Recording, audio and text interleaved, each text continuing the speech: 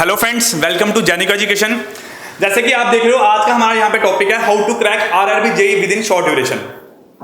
तो अपनी लाइफ का जो लोग मेरे पास आरआरबी जेई का फॉर्म भरे हैं, ठीक है, जो आरआरबी जेई की प्रिपरेशन कर रहे हैं, अपने लाइफ का एक आधा घंटा निकाल के सिर्फ हमारी ये वीडियो देख लें और जो हम चीज़ें बता रहे हैं सुन ले, क्योंकि ये आधा घंटा आपको लाइफ में बताएगा कि आपने आगे करना कैसे और आपने यहाँ पे प्रिपरेशन कैसे करनी है।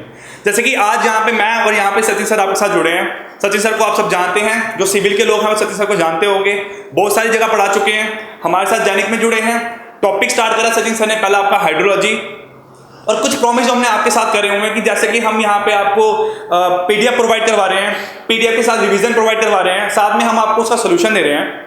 लेकिन कुछ मैंने देखा कि कुछ बच्चे कमेंट करते हैं कि सर हम गेट की प्रिपरेशन करें कि आरआरबी जेई की प्रिपरेशन करें, कि सर ये जो क्वेश्चन है हमारे पास, जो आप चीज़ें पढ़ा रहे हो, ये हमारे पास किसी एई के एग्जाम में फॉलो होगा कि नहीं होगा। तो आज हम आपके साथ इसलिए जुड़े हैं यहाँ पे आपको ये सब चीज़ें बताने के लिए। तो थोड़ी देर आपको सचिन सर यहाँ पे कुछ बताएंगे।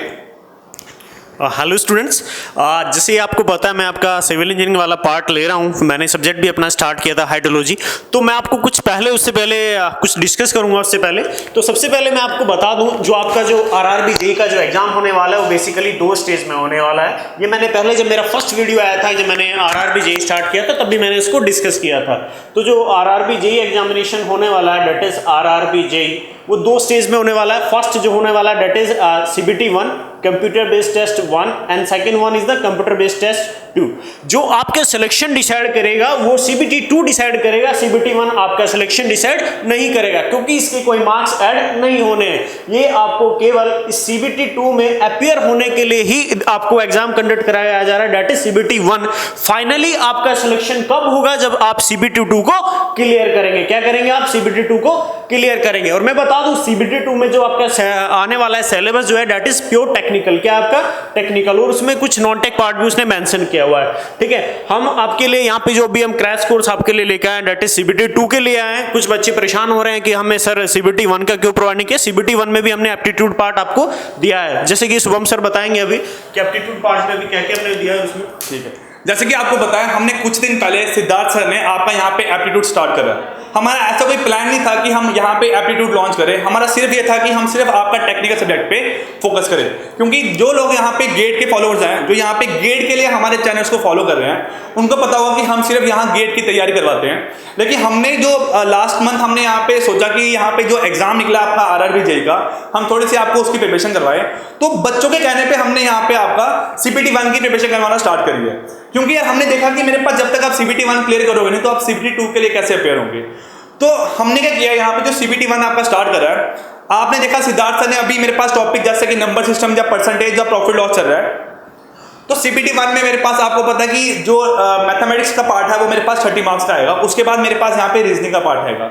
लेकिन आप अपने बेस पे, ठीक है, खुद से थोड़ी मेहनत करके, बुक्स का आपको नाम बता चुका हूं मैं कि जो आपका बाकी 45 मार्क्स का जो आपका एग्जाम आना है वो आपको आना है जनरल साइंस पे और आपको आना है यहाँ मेरे पास जनरल नॉलेज पे। तो वो चीजें आपको खुद से प्रिपेयर करनी है। बुक का नाम बताया था मैंने, ल्यूसेंट बुक पढ़नी है आपने, ठीक है। मेरे पास शॉर्ट ड्यूरेशन में अगर आपने किसी भी एग्जाम के लिए नॉन टेक्निकल पार्ट को तैयार करना है, नॉन टेक्निकल पार्ट मतलब मेरे पास यहाँ पे ज्योग्राफी, हिस्ट्री, सिविक्स वगैरह आ गया। ये चीजें अगर आपको तैयार करनी है तो आपके लिए ल्यूसेंट से बेस्ट बुक कोई और नहीं होगी, ठीक है। आपको मैं ये भी नहीं कह सकता कि हाँ आपने अगर मेरे पास फिजिक्स पढ़नी है, आपने 4th के बारे में पढ़ना है, आप 9th 10th की बुक उठाओ और पढ़ना स्टार्ट कर दो। नहीं, आपके पास उतना टाइम नहीं है। जैसे कि आप देख रहे हो कि 2-3 दिन से फेक न्यूज आ रही है शायद कि 27 मई को मेरे पास डेट आई है आरआरबी जेई के एग्जाम की। तो मे भी पॉसिबल ऐसा हो भी सकता है। आप देख रहे हो कि आपका जब आरआरबी जेई का फॉर्म निकला था तो सर वहां पे बताया गया था कि जो आपकी टेंटेटिव डेट है एग्जाम की वो आपकी रहेगी मेरे पास अप्रैल मई के बीच में। लेकिन जैसे आपको पता कि इलेक्शन है, इलेक्शन के टाइम पे एग्जाम कंडक्ट नहीं होते हैं, तो आपका जो इलेक्शन का रिजल्ट आएगा वो शायद 23 मई को आएगा, है ना। तो 23 मई के बाद आपका एग्जाम कभी भी पॉसिबल हो सकता है। तो ऐसा भी हो सकता है कि मेरे पास जो आपका सीबीटी 2 का एग्जाम हो उसके लिए आपको ज्यादा टाइम नहीं मिले, क्योंकि ऑलरेडी मेरे पास जो सीबीटी 1 है वो डिले हो गया वो, ठीक है। तो आपको हमने क्या करा हुआ यहाँ पे, जैसे हम यहाँ पे आपका अभी नॉन टेक्निकल पार्ट स्टार्ट किया। तो जो आप सीबीटी 1 पढ़ रहे हो, रेगुलर 2 वीडियो पढ़ो उसकी, जितने क्वेश्चन मिलते हैं, कहीं से भी क्वेश्चन मिलते हैं, आप ट्राई करो। क्वेश्चन सॉल्व नहीं होगा तो आप हमें कमेंट तो कर सकते हो ना, वहां पे पूछ सकते हो बिल्कुल आप हमसे कि सर हमसे ये क्वेश्चन सॉल्व नहीं हो रहा है, ठीक है, हम ये क्वेश्चन कैसे सॉल्व करें, तो हम वहां पे आपको पक्का बताएंगे कि आपका यहाँ पे आंसर क्या रहा है। आप फेसबुक पे हमें अगर फॉलो कर रहे हैं, ठीक है, तो वहां पे आपको पता लगेगा कि हमारे जो क्वेश्चन वहां पे कोई इंसान डालता है, कोई स्टूडेंट वहां पे कोई क्वेश्चन पुट कर रहा है, तो हम उसका सोल्यूशन उसको भेज देंगे। चाहे मैं हूं, चाहे सचिन सर हो, चाहे पंकज शुक्ला सर हो, गेट के सोल्यूशन वगैरह डालते रहते हैं। तो हमारी तरफ से यहाँ पे कोई आपके साथ लीनियरिटी नहीं हो रही है, हम आपको हर चीज प्रोवाइड करवा रहे हैं। तो लेकिन बाद में रिजल्ट तो आपने देना हमें, हम तो यहाँ पे पढ़ के पेपर देने नहीं जाएंगे। आप देखोगे अगर CBT 1 आपका क्लियर होने के बाद ही CBT 2 पॉसिबल है, तो हमने CBT 2 की यहाँ पे जो फ्रीक्वेंसी थी वीडियो की वो 2 ही रखी है, जहाँ पे हम दिन में एक ही वीडियो अपलोड कर रहे हैं। लेकिन आपने दिन में आधे से 1 घंटा निकाल के कम से कम एक वीडियो तो देखनी है ना, ठीक है। आपका सिलेक्शन तो फाइनली जो आपका सिलेक्शन होने वाला है वो CBT 2 से सिलेक्शन होगा, ना कि CBT 1 से, ठीक है। आप जाकर CBT 2 की अभी तैयारी नहीं करोगे, फाइनली बाद में आपको टाइम नहीं मिलने वाला है। अगर आपको बाद में टाइम नहीं मिलेगा तो फिर फाइनली आप CBT 2 में अच्छा नहीं कर पाओगे, अच्छा नहीं करोगे, क्योंकि मोस्ट प्रोबेबली सर कितने लोगों ने अप्रोक्सीमेटली फॉर्म भरा हुआ है RRB JEE का? Sir near about 20 lakhs। Near about 20 lakhs। तो आप देख सकते हैं कितना ह्यूज कंपटीशन होने वाला है। अगर आप सोच रहे हैं कि मैं बड़ी इजीली RRB JEE क्रैक करता हूं, तो ये आपकी गलतफहमी है। आपको कंटिन्यूटी के साथ पढ़ना होगा। पढ़ाई कैसे करेंगे? आपको अभी से CBT 2 का प्रिपरेशन करना होगा। ऐसा नहीं कि आप CBT 2 को बोले कि मैं इसको बाद में देखते हैं जब मेरा CBT 1 हो जाएगा, क्योंकि CBT 1 में इतना ज्यादा कुछ है नहीं पढ़ने के लिए। आपको अभी से CBT 2 के लिए अपना प्रिपरेशन करना होगा, उसको कंटिन्यूटी में लाना होगा, क्योंकि बाद में जब एग्जाम होगा या आपके पास ज्यादा टाइम नहीं होगा, हार्डली आप हो सकता है आपके पास 10 डेज हो, 20 डेज हो, और एट मैक्स 1 मंथ का पीरियड आपके पास ड्यूरेशन हो। टेक्निकल सिलेबस को तैयार करना उतना इजी भी नहीं होने वाला है, क्योंकि आप CBT 1 में आप नॉन टेक पोर्शन को इजीली तैयार कर सकते हैं। लेकिन अगर आप बात करेंगे टेक्निकल सेक्शन की, तो टेक्निकल सेक्शन आपका इतनी इजीली रेडी नहीं होने वाला है। और उसका आपने सिलेबस भी देखा होगा, स्पेशली सिविल इंजीनियरिंग का सेक्शन इतना बड़ा सेक्शन है, उसमें 24 उसने अपने सेक्शन मेंशन किए जो आपको स्पेशली उनको तैयार करना है। आप देख सकते हैं उसका कितना बड़ा सिलेबस होने वाला है। या तो आप अभी से कंटिन्यूटी तैयारी करना इसका स्टार्ट कर दो CBT 2 का, अदरवाइज आप तैयारी करना छोड़ दो, क्योंकि फाइनली आपका सिलेक्शन नहीं होने वाला है। क्योंकि आप क्रैक किसको करोगे? CBT 2 को क्रैक करोगे, तभी क्या होगा? आपका फाइनल सिलेक्शन होगा। अगर आप मान लो आपने CBT 1 को क्रैक भी कर लिया, तो उसका कोई अल्टीमेट फायदा आपको नहीं होने वाला है, क्योंकि आपका अल्टीमेट सिलेक्शन नहीं होने वाला है। और RRB JEE के बारे में आपको बता दूं, RRB JEE कोई ऐसा एग्जाम नहीं है कि जो हर ईयर होता है। क्यों सर? जैसे कि RRB JEE की अगर हम बात करें, तो आपको पता होगा कि RRB JEE लास्ट टाइम मेरे पास 2015 में हुआ था, ठीक है। 2015 में लेकिन जो RRB JEE का एग्जाम हुआ था वो ऐसा एग्जाम हुआ था कि उसमें सिविल, मैकेनिकल और मेरे पास इलेक्ट्रिकल, इन तीनों का मेरे पास हर एक ब्रांच के स्टूडेंट से पूछे थे। ऐसा नहीं होता था उस टाइम पे कि मेरे पास इलेक्ट्रिकल का अलग पेपर आ रहा है, इलेक्ट्रॉनिक्स का अलग पेपर आ रहा है। उस टाइम में मेरे पास जो 150 मार्क्स का पेपर आता था, 50 मार्क्स का नॉन टेक्निकल, और मेरे पास जो 100 मार्क्स का पेपर आता था वो मेरे पास हर एक ब्रांच से आता था, ठीक है। उसमें मैकेनिकल के क्वेश्चन ही पूछते थे। तो उस टाइम पे मेरे पास प्रिपरेशन करना थोड़ा टफ रहता था कि हाँ, अगर मैं अपनी ही बात करूं, मैं इलेक्ट्रॉनिक्स ब्रांच का हूं, तो मुझे कोई नॉलेज नहीं कि हाइड्रोलॉजी में मेरे पास कौन कौन से टॉपिक पढ़ाए जाते हैं और क्यों पढ़ाए जाते हैं, ठीक है। तो इस बार आपके पास अच्छा चांस है कि आप एग्जाम की प्रिपरेशन करें, ठीक है। 2015 के बाद अगर एग्जाम 2019 में हो रहा है, तो आप सोच ही सकते हो कि 2019 के बाद एग्जाम कब होगा।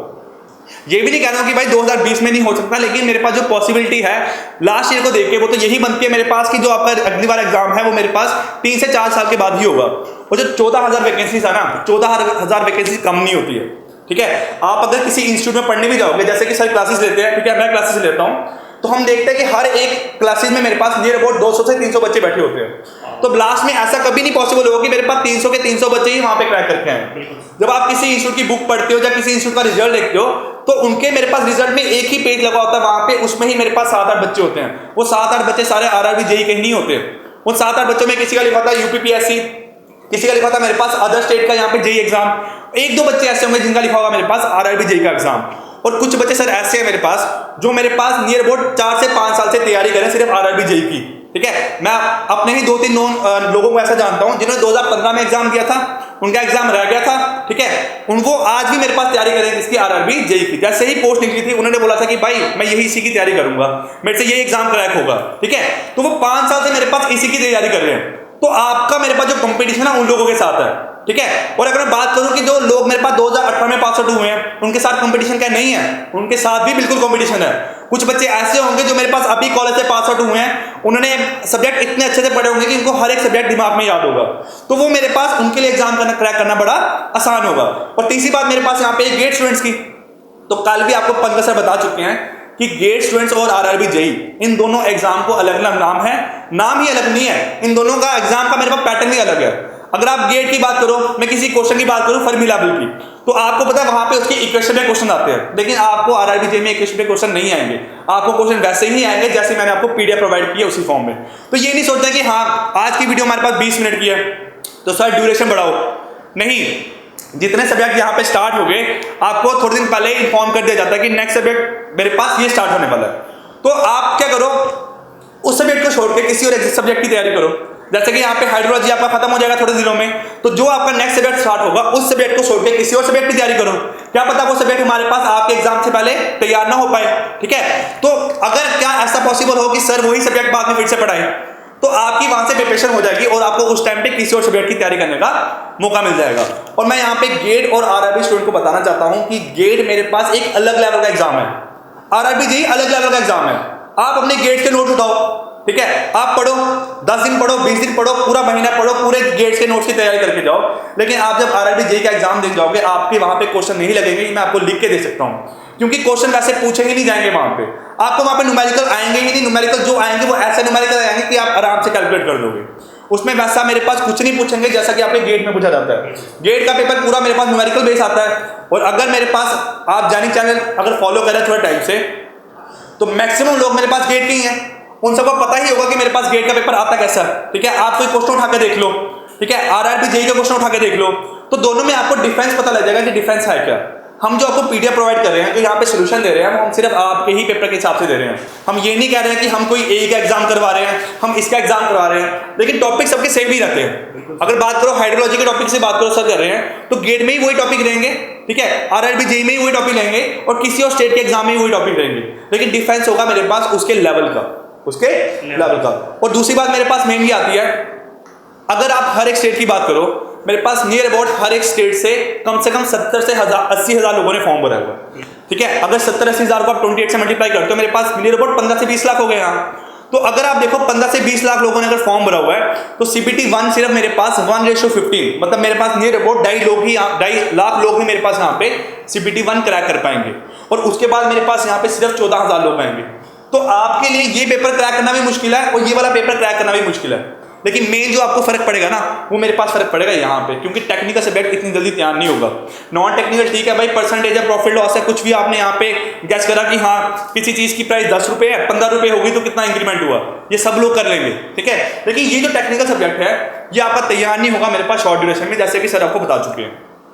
सर बताइए कुछ आप इस बारे में। जैसे कि मैं बात कर रही थी CBT 2 की, तो CBT 2 में हमने क्रैश कोर्स CBT 2 का इसलिए लॉन्च किया क्योंकि हमने आपके लिए कुछ बड़ा सोच के रखा है, इसलिए हम आपके लिए CBT 2 का लेके आए। अगर बात आप करेंगे CBT 1 की, आप बात करेंगे हिस्ट्री की, आप बात करेंगे ज्योग्राफी की, तो आप उसको 10 दिन में पढ़ के आप उसके क्वेश्चन सोल्व कर सकते हैं। लेकिन CBT 2 में जितने भी टेक्निकल क्वेश्चन आने वाले, टेक्निकल सेगमेंट से जो भी क्वेश्चन आएगा, आप उनको 10 दिन में पढ़ के सोल्व नहीं कर पाओगे, और पहली बात आप 10 दिन के अंदर पूरा टेक्निकल सिलेबस को कवर नहीं कर पाओगे। इसलिए हमने आपके लिए सोच के कुछ आपके लिए अच्छा सोचा है, इसके लिए हम RRB specially for RRB JEE के लिए क्रैश कोर्स लेके आए थे, और स्पेशली उसमें भी हमने CBT 2 के लिए आपका क्या किया था, क्रैश कोर्स स्टार्ट किया था। क्यों स्टार्ट किया था? क्योंकि आपका जो फाइनल सिलेक्शन होने वाला एग्जाम है वो CBT 2 से ही होगा, ना कि CBT 1 से। CBT 1 में तो आप हिस्ट्री खुद से भी पढ़ सकते हैं, और नहीं आपके पास और वीडियो भी अवेलेबल है, और अच्छा कंटेंट भी आपके पास अवेलेबल है। आप 10 दिन में हो सकता है आप 2 दिन में हिस्ट्री को पढ़ लें, हो सकता है आप करंट अफेयर पढ़ना चाहें, आपके पास नंबर ऑफ वेबसाइट्स हैं, या फिर आप डेली, अभी सभी बच्चे अपडेट भी रहते हैं आजकल करंट अफेयर से, तो वो सब आप सेगमेंट को कवर कर सकते हैं। इसमें जो आपका एप्टीट्यूड और रीजनिंग वाला पार्ट था वो शायद हमने, आई थिंक हमने उसकी वीडियो भी प्रोवाइड कर दी, और उसकी कंटिन्यूस में कंटिन्यूटी वीडियो आ भी रही है।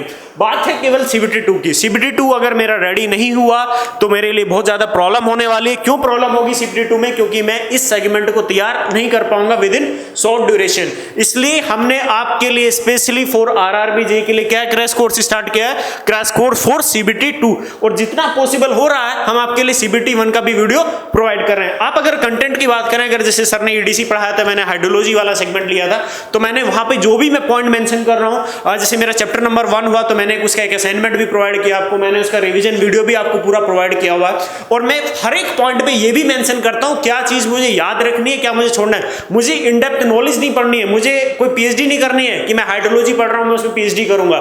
मुझे केवल एक बेसिक नॉलेज होनी चाहिए चाहिए, कुछ डाटाबेस क्वेश्चन याद होना चाहिए, क्योंकि जेईई के एग्जाम में जो बेसिकली इंपॉर्टेंट होने वाला है आपका वो होने वाला है स्पीड के साथ एक्यूरेसी। ऐसा नहीं कि 100 क्वेश्चन आपके टेक्निकल क्या है, आपने 100 तो अटेम्प्ट कर लिए लेकिन इसमें से आपके जो है 90 क्वेश्चन गलत हो गए। ऐसा नहीं करना है, स्पीड के साथ एक्यूरेसी। और मैं एक और बात बता दूं कि जो जेईई का एग्जामिनेशन होगा उसमें स्पेशली आपके डाटाबेस क्वेश्चन, और अगर ज्यादा पेपर टफ भी बनता है तो वो न्यूमेरिकल पूछेगा, लेकिन वो numerical direct formula based numerical होने वाले। और हम अब जितनी भी हमारे टेक्निकल वीडियो है उसमें भी हमने डिस्कस किया है। शुभम सर ने ईडीसी लिया था, वो भी उसमें पढ़ाया था। मैं हाइड्रोलॉजी ले रहा हूँ, उसमें भी मैं पूरा डिटेल में डिस्कस करता हूँ कि किस सेगमेंट को मुझे कितना पढ़ना है और किस पॉइंट में मुझे क्या क्या पॉइंट याद रखने हैं, किस टॉपिक के लिए मुझे क्या पॉइंट याद रखना है, किसको छोड़ना है। अगर आप वीडियो देखी होंगी सिविल के बच्चों ने, तो यहाँ पे कोई इंस्ट्रूमेंट आता है तो उसकी हाइट याद रखनी है, क्योंकि जेईई के एग्जाम में ऐसे क्वेश्चन आपसे पूछने वाला है। क्योंकि स्पेशली हम कोई यहाँ पे गेट के लिए क्रैश कोर्स नहीं दे रहे हैं, मैंने पहले ही आपको दिया था, that is specially for RRB JEE के लिए क्रैश कोर्स है। सीबीटी 2 क्यों स्टार्ट किया गया? क्योंकि सीबीटी 2 से ही आपका फाइनली सिलेक्शन होना है। अगर आप सोचते हैं कि मैं सीबीटी 1 करके अपना सिलेक्शन ले लूँ तो आपका सिलेक्शन नहीं होने वाला। और दूसरी बात, आपकी नियर अबाउट कितनी वैकेंसी है? 14,000 आपकी नियर अबाउट वैकेंसीज है। तो 14,000 वैकेंसीज आपको कभी इतनी बल्क में वैकेंसी नहीं मिलने वाली। अगर आप बात करेंगे तो आपको, अगर आप सोचें कि इस बार नहीं नेक्स्ट ईयर देखते हैं, तो नेक्स्ट ईयर आपका फिर कभी नहीं आने वाला। हो सकता है वो 5 साल में है, हो सकता है 6 साल में है, और ये भी पॉसिबिलिटी है कि शायद ना भी आए और आप तैयारी छोड़ दें तब तक। और ऐसे भी बच्चे हैं, जैसे शुभम सर ने डिस्कस भी किया था कि कुछ ऐसे भी बच्चे हैं, इनके नॉन भी हैं, क्योंकि शुभम सर भी इधर कोचिंग इंस्टीट्यूट में जाते रहते हैं, गेट और जेईई में उन्हें काफ़ी एक्सपीरियंस भी है। तो उन्होंने डिस्कस किया था वहाँ पे कि कुछ ऐसे बच्चे भी हैं जो पिछले 3 साल से या 4 साल से कंटिन्यूटी तैयारी कर रहे हैं। अगर आप उनकी एक्यूरेसी की बात करेंगे, आप उनकी नॉलेज की बात करेंगे, तो उनकी नॉलेज आपसे फार बेटर है। आपको एज तभी मिलेगा जब आप अपनी सीबीटी 2 की प्रिपरेशन आज से ही स्टार्ट करें। और ऐसा नहीं, मैं ये नहीं बोल रहा हूँ कि आपको सीबीटी 2 सीबीटी 1 छोड़ देना है, नहीं, सीबीटी 2 भी आपको कंटिन्यूटी में पढ़ना है, लेकिन उसके साथ में सीबीटी 1 को भी आपको पढ़ना है। आप 1 घंटा टाइम निकालिए, आप ज्यादा टाइम नहीं निकाल पा रहे, 1 घंटा 1.5 घंटा, बस जितना वीडियो आ रहा है उतना उस पर पढ़ते रहिए, अभी उतने क्वेश्चन लगाते रहिए। क्योंकि ऐसा नहीं है कि हमने जो लॉन्च किया आपके लिए कुछ बड़ा सोच के रखा है और जल्दी विद इन ए मंथ और हाफ एन मंथ 2 मंथ के अंदर आपको पता भी चल जाएगा। ठीक है, मैं आपको एक बात बताता हूँ। सचिन सर ने मुझे कुछ दिन पहले बताई थी। ये कह रहे थे, मैं कहीं पे अपना सब्जेक्ट पढ़ाने गया था, हाइड्रोलॉजी शायद पढ़ा के आया था कहीं पे, तो सर कह रहे थे मैं वहाँ क्लास में बैठा था, कोई एक स्टूडेंट ऐसा था मेरे पास जो सिर्फ मेरी बात सुन रहा था। ठीक है, वो कुछ भी पॉइंट उतार नहीं रहा था, उसका सिर्फ ध्यान था मेरी बात सुनने पे। तो मुझे गुस्सा आया कि यार 150 से 200 बच्चों की क्लास में एक बच्चा ऐसा जो मेरे पास कुछ उतार नहीं रहा है, वो सिर्फ मेरी बात सुन रहा है। तो सचिन सर कहते मैं उसके पास गया, जब उसके पास पहुंचा मैंने बोला भाई कोई चीज़ उतार क्यों नहीं रहा है, अगर नहीं पढ़ना तो क्लास से बाहर निकल जा। तो सर ने कहा कि उस बच्चा आगे से कहता कि सर ये आप ही के नोट्स हैं, मैं 2 साल पहले आप ही से पढ़ा था यहाँ पे, तो मुझे पता लगा आप यहाँ सब्जेक्ट फिर से पढ़ाने आ रहे हैं, तो मैं क्लास लेने आ गया। तो आप देख रहे हो उस लड़के ने 2 साल से ना ही वो जॉब कर रहा है, ठीक है, वो 2 साल से सिर्फ मेरे पास आरआरबी जेईई या फिर किसी भी एग्जाम पे लगाओ, लेकिन जेईई लेवल पे, इस पे जेईई लेवल पे। सचिन सर ने बताया था कि वो कोचिंग सिर्फ मेरे पास जेईई एग्जाम के लिए थी, तो इससे ऑब्वियसली क्लियर कि वो सिर्फ मेरे पास जेईई लेवल की प्रिपरेशन कर रहा होगा। तो आपका कंपैरिजन, जो मेरे पास जो कंपटीशन आपका आना है, वो लास्ट में उन लोगों के साथ आना है, क्योंकि जो लोग मेरे पास बहुत ज़्यादा टाइम से तैयारी कर रहे हैं उन्हीं के साथ ही आपने कंपटीशन करना है। और एक और बात बताऊँ आपको, कभी दिमाग में सोच के बैठना, कोई एग्जाम की अगर पोस्ट निकलती है, हम बात करें आईबीपीएस पीओ की अगर पोस्ट निकल रही है, तो वहां पे कितने लाखों लोग फॉर्म भरते हैं, लेकिन लास्ट में मेरे पास सिलेक्शन कितनी होती है? 40 से 50 लोगों की, हर एक स्टेट वाइज। लेकिन यहाँ पे हर एक स्टेट वाइज मेरे पास नियर अबाउट 700 से 800 लोगों की सिलेक्शन हो रही है। तो जो बच्चे मेरे पास बैंक का एग्जाम दे रहे हैं उनके लिए चीज कितनी आसान होगी, ठीक है। जो इंसान मेरे पास बैंक का एग्जाम देके आ रहा है, वो 1 घंटे में 100 क्वेश्चन कर रहा है मेरे पास, उनके लिए सीबीटी 1 यहाँ पे ऐसा लेवल है कि वो क्वेश्चन को पढ़ेंगे, उनको दिमाग में आएगा कि यार ये क्वेश्चन तो मैंने पहले पढ़ा हुआ है, इसका आंसर तो ये है, तो वहीं पे टिक लगा देंगे। वो मेरे पास विद इन सेकंड में यहाँ क्वेश्चन सॉल्व करेंगे, ना ही आपको यहाँ पे मेरे पास कुछ डिले में क्वेश्चन आएगा। और जो लोग मेरे पास बैंक वाले हैं जो इसकी तैयारी कर रहे हैं, ठीक है, जो मेरे पास सीबीटी 1 जिनका बहुत अच्छा है, तो उनको लास्ट में इफेक्ट कहाँ करेगा? यहाँ पे सीबीटी 2। तो आपका मेरे पास जो मेन फर्क है वो यहीं पे पढ़ना आके, ये चीज मेरे पास हर एक इंसान को आती ही होगी यार किसको नहीं पता परसेंटेज क्या होता है। आप घर पे नॉर्मली बात करो कि परसेंटेज क्या, प्रॉफिट क्या है, सब हर एक इंसान को पता होगा इसके बारे में, लेकिन आप घर पे कहीं बोल के देखना कि पापा फर्मी लेवल क्या होता है, ठीक है, अपने घर पे किसी से बात करना कि यार ये चीज क्या होती है, हाइड्रोलॉजी पूछ लेना मेरे पास प्रेसिपिटेशन क्या होता है, ठीक है, तो किसी को इस चीज के बारे में पता नहीं होगा। जो नॉन टेक्निकल बंदा है उसको इस बारे में क्या पता होगा, ठीक है। तो मेरे पास लास्ट में क्या चीज आती है, मैं आपको एक ही चीज बोलना चाहूंगा, हमने आधा घंटे की वीडियो बनाई, हमारा मेन था कि हम सिर्फ आरआरबी जेईई पे फोकस करें, किसी और एग्जाम को छोड़ दे, अगर आप जेई पे भी, अगर आप गेट पे भी फोकस कर रहे हैं ना, तो 1-2 महीना तैयारी करने से कुछ नहीं फर्क पड़ता है। आपको अगर गेट की आपने तैयारी पहले से करी हुई है, ठीक है, जैसे कि कुछ लोग हमारी यहाँ से पीडी और जीडी कोर्स ले रहे हैं, कुछ लोग ऐसे हैं जो कह रहे हैं कि सर हमने पिछले साल एग्जाम दिया था, हमारा एग्जाम क्रैक हुआ, लेकिन हमारा एग्जाम क्रैक होने का मतलब कि उनके 30, 32, 35 नंबर आए, ठीक है। वो कह रहे हैं कि सर हमने आपका कोर्स लिया हुआ ताकि हम और प्रिपरेशन कर पाएं, अगले साल और अच्छा रिजल्ट लाएं। तो उन लोगों के लिए मेरे पास ऐसा मौका फिर से नहीं आएगा। उनको हर एक चीज़ पता है, हर एक पॉइंट पता है उनको, तो लेकिन मेरे पास जो हम वीडियो डाल रहे हैं वो तो उनको पढ़ना जरूरी है ना, क्योंकि उनको जो शॉर्टकट है मेरे पास, जो छोटी छोटी चीज़ें हैं वो तो मेरे पास यहीं पता लगेंगी, वो गेट की क्लास में कोई नहीं बताता आपको। और मेरे पास का देखो, अगर आप गेट की प्रिपरेशन कर रहे हो तो गेट का जो आपका रिजल्ट है वो डिपेंड करता है कि आप सितंबर, अक्टूबर, नवंबर, दिसंबर में कैसी प्रिपरेशन करते हो, ठीक है। आप सब्जेक्ट पढ़ते रहो। मेरे को लगता है अगर कोई इंसान घर पे फ्री बैठा हुआ है 24 आवर्स, उसके लिए मेरे पास दिन में 5 से 10 घंटे पढ़ना मेरे पास जरूरी है। तो 5 से 10 घंटे में अगर 1 घंटा इस पे दोगे, आधा 1 घंटा इस पे दोगे, तो कोई आपको फर्क नहीं पड़ेगा। मार्केट में बहुत लोग हैं मेरे पास, बहुत लोग ऐसे हैं मेरे पास जो मेरे पास जेई की कोचिंग करवा रहे हैं, ठीक है। ऐसे ही बस नाम दे दिया कि मेरे पास हाँ जेई की कोचिंग है, ठीक है, वहां पे एसएससी जेई का पढ़ा रहे हैं, आरआरबी जेई का पढ़ा रहे हैं, एई के एग्जाम का पढ़ा रहे हैं, ठीक है।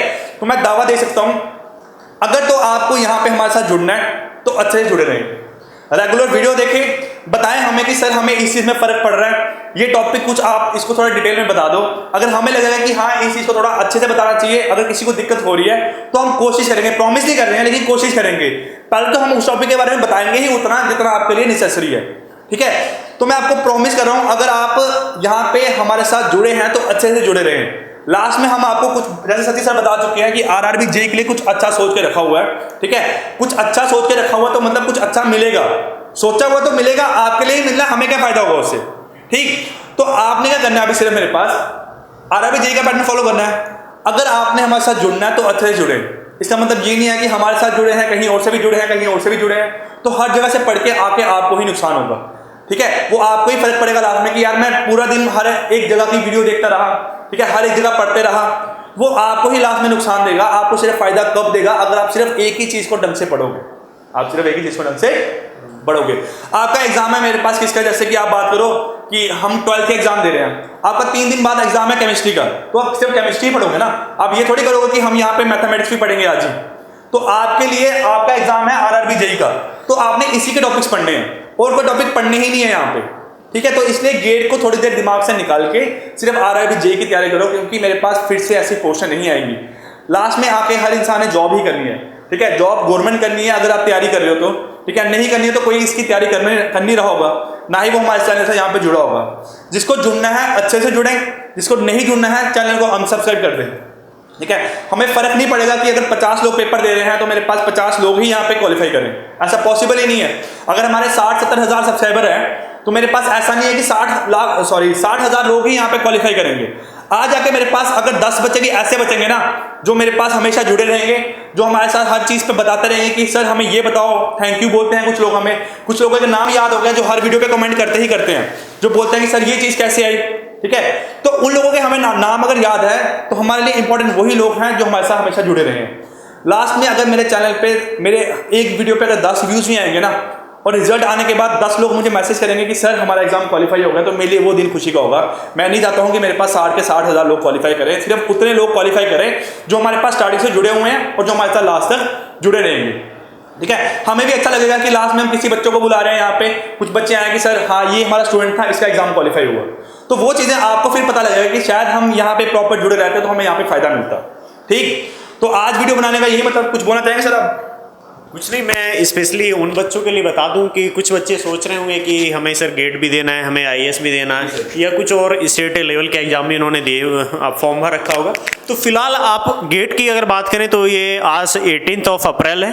18 अप्रैल यानी कि आपके पास अप्रोक्सीमेटली 8 to 8 मंथ गेट में, 8 से 9 मंथ, उससे ज़्यादा ही आपके पास टाइम अवेलेबल है, और ईएस में भी आप अप्रोक्सीमेटली आपके पास उतने टाइम अवेलेबल है। अगर आप 1 या 2 महीना गेट के लिए, ईएस के लिए नहीं पढ़ेंगे तो उससे कोई ज़्यादा फर्क नहीं पड़ना है। है, क्योंकि आपने देखा होगा बीटेक करके बच्चा आता है जून जुलाई में, वो कोई कोचिंग भी ज्वाइन करता है 5-6 महीने में, फिर भी वो बहुत अच्छी रैंक लेके आ जाता है। तो स्पेशली अगर आप गलतफहमी में जी रहे हैं कि मैं गेट भी कर लूँ साथ साथ में और मैं RRB JEE भी क्रैक कर दूँ, तो ऐसा पॉसिबल नहीं होने वाला है।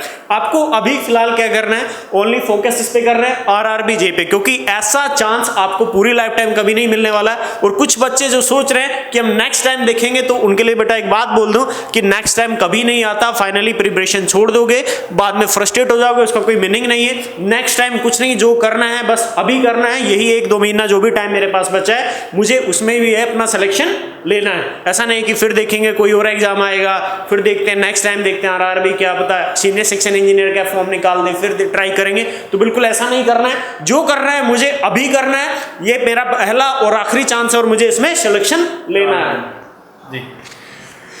तो मैंने पहले सोचा था कि मैं वीडियो अकेला डालूंगा, लेकिन सचिन सर ने कहा कि नहीं, मैं भी सिविल के बच्चों से थोड़ा इंटरेक्शन करना चाहूंगा। तो सचिन सर हमारे साथ यहाँ पे जुड़े, सचिन सर ने आपको बताया। तो मैं इतना सोचता हूँ कि आपको कुछ ना कुछ इफेक्ट करा होगा दिमाग में। और लास्ट चीज़ फिर से बताऊंगा कि जुड़े तो अच्छे से जुड़े, नहीं तो मत जुड़े साथ में। रिजल्ट चाहिए, हमें चाहिए ही चाहिए, और अच्छा रिजल्ट चाहिए। चाहे वो 10 लोगों का है, चाहे वो 20 का है, चाहे वो 50 का है। लास्ट में ऐसा नहीं होना चाहिए कि हमने फॉर्म भरा, ठीक है, हमारा CPT 1 भी क्लियर नहीं हुआ, ठीक है। तो अच्छे से जुड़े रहे हमारे साथ, हमसे जितनी हेल्प होगी आपकी हेल्प करेंगे। ऐसा कभी नहीं होता है कि हम कभी आपकी हेल्प नहीं करेंगे। तो कुछ टाइम के बाद आपका हम न्यू फ्यूचर भी यहाँ पे कोई लॉन्च करते रहते हैं। और आराम से बैठे रहे, कुछ टाइम बाद आपको कुछ अच्छा मिलेगा मेरे पास RRB JEE के रिलेटेड। तो ठीक है, थैंक यू आप सबको। Okay, thank you. मिलते हैं फिर वीडियोस में।